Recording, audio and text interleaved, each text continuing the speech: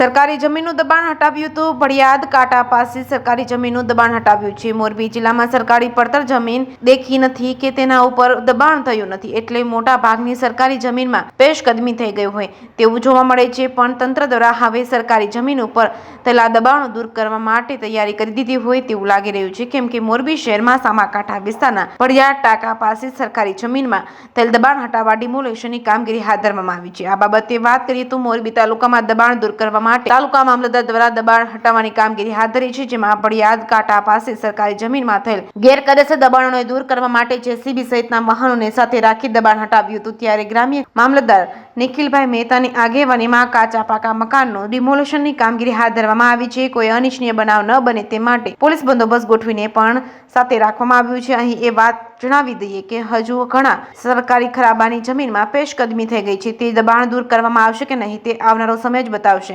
જેકેએસની ગુજરાતી સાથે શ્રીકાંત પટેલ, મોરબી। સાહેબ, આજે કંઈક ડિમોલેશન કરવામાં આવ્યું છે, કયા વિસ્તારમાં કરવામાં આવ્યું છે અને કેટલું ડિમોલેશન કરવાનું છે?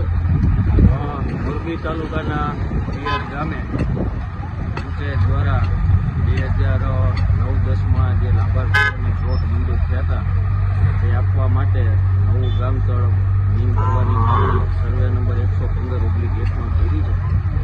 આ સર્વે નંબર 115/1 છે એ સરકારી જમીન છે અને એની આપણે પૂર્વ માપણી કરાવી। કુલ 5833 ચોરસ મીટર જમીન છે।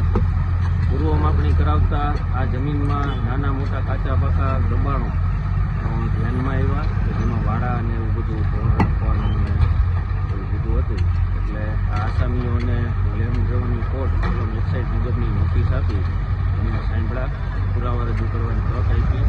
એમની પાસે કોઈ માલિકી